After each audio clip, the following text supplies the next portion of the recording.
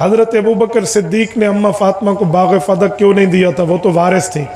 خدا کے بندے، اماں فاطمہ رضی اللہ تعالی عنہ نے سوال کیا تو آپ اس جواب کو پورا سمجھے تو بات فائنل ہو جائے گی. حضرت ابو بکر صدیق نے جواب میں فرمایا کہ بیٹی فاطمہ، آپ کے والد نے فیصلہ دیا تھا، آپ اپنے خاوند حضرت علی سے پوچھیں، چچا حضرت عباس رضی اللہ تعالیٰ عنہ سے پوچھ لیں. حضرت رسول اللہ کا فیصلہ ہے کہ وراثت انبیاء کی تقسیم نہیں ہوتی. تو آپ بتائیں، آپ کو حصہ دوں، حضور کا فیصلہ توڑ دوں؟ تو اماں نے کہا کہ مجھے حضور کا فیصلہ قبول ہے، آپ توڑے نہیں. تو بات فائنل ہو گئی. آپ کہتے ہیں ابو بکر کھا گیا. اور اگر وراثت تقسیم ہوتی تو ابو بکر اپنی بیٹی حضور کی بیوی حضرت عائشہ کو تو حصہ دیتا. لیکن ظالموں نے کیا سے کیا کہہ دیا. اور میں ایک جملہ کہتا ہوں، سنو، غیرت ہے اگر کسی سوال کرنے والے میں، جرت رکھتا ہے وہ بندہ، ماں کا دودھ پیا اس نے بوتل کا نہیں پیا، تو اس سوال کا مجھے جواب دے. میں جھوٹ مان جاتا ہوں. ابو بکر عمر عثمان کھا گئے تھے حق. جب حضرت علی کا دور آیا تو باغ فدق کی زمین قائم تھی، اس پر دریا نہیں آیا تھا. تو حضرت علی نے وہ زمین اپنے بچوں کے نام کیوں نہیں کی تھی؟ آؤ ماں کا حصہ ہے لے لو. حضرت علی نے کیوں نہیں کی تھی؟ تو پھر یا ابو بکر کے فیصلے کو علی نے مانا ہے تو پھر حضرت علی المرتضی رضی اللہ عنہ پہ حرف آئے گا. حضرت ابو بکر کو غاصب کہنے والوں، شرم اور حیا کی بات کرنی چاہیے. اور حضرت فاطمہ الزہرا رضی اللہ عنہ جب وفات پا رہی تھی تو ان کی آخری خدمت ابو بکر کی بیوی اسماء بنت امیس رضی اللہ عنہ نے کی ہے. اگر وہ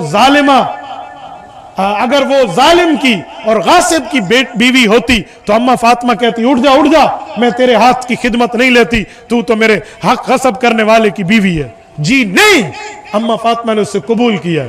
اور ابو بکر صدیق نے اماں فاطمہ کا جنازہ پڑھایا ہے علی المرتضی رضی اللہ عنہ کے حکم پہ. کیا علی کو نہیں دکھتا؟ کیا حسن کو نہیں دکھتا؟ حسین کو نہیں دکھتا؟ تمہیں دکھتا ہے؟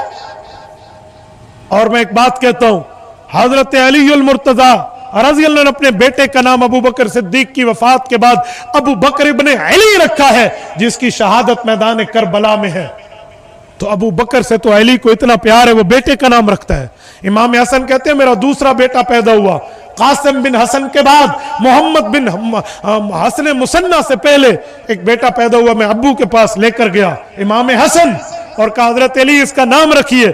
فرمایا بیٹا میری بات مانتے ہو تو اس کا نام رکھو حسن، ابو بکر بن حسن بن علی. یہ بھی کربلا کا شہید ہے، 72 تنوں میں شامل ہے. ظالمو، جھوٹ بولتے ہو ابو بکر صدیق کی ذات اقدس پہ کہ یہ حق کھا گیا تھا. علی المرتضی کا خاندان حضرت ابو بکر صدیق کا قدردان نظر آتا ہے اور تم اس پہ ظلم کرتے ہو. کل قیامت میں حضرت علی کو کیا منہ دکھاؤ گے؟ میں بہت حیران ہوں، ان کی دشمنی ہے حضرت علی المرتضی سے بھی. یہ اس کا اظہار یوں کرتے ہیں کہ ابو بکر کے خلاف بولے، وہی فیصلہ حضرت علی نے برقرار رکھا تو حضرت علی کے خلاف بھی ہو جائے گا. شرم نہیں آتی ان کو، خواہ مخواہ سے اعتراض اٹھا کر بیٹھے ہیں.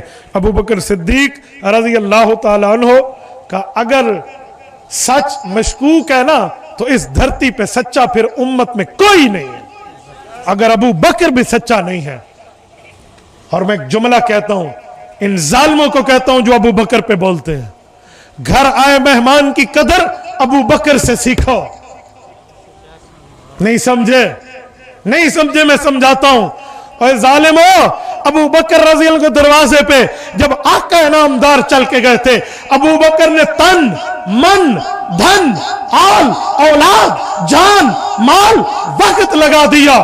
ایڑی پر ڈنگ پہ ڈنگ سہے، پیغمبر کے ساتھ غار میں پیغمبر کی نگرانی کی. بیٹی اسما کے چہرے پہ تھپڑ برداشت کیے.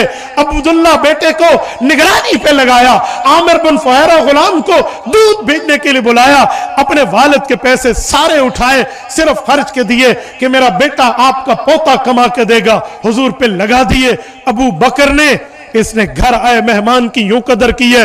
اور ظالمو، تم نے خط لکھ کے امام حسین کو کربلا بلایا تھا، پھر اسی خط کے لکھے ہوئے ہاتھوں میں تلواریں پکڑی تھی، اسی ہاتھوں میں تم نے نیزے پکڑے تھے، اسی ہاتھوں میں تم نے تیر و طوفان پکڑ کے نواسہ رسول پہ حملہ آور ہوئے تھے. کربلا کی دھرتی پہ اس کا خون بہا تھا. کربلا کی دھرتی پہ حضرت حسین کی آل اولاد کو ذبح کیا تھا. یہاں آل رسول کے قاتل تم तुम हो, हुसैन इब्न अली को बुला के मारने वाले तुम हो।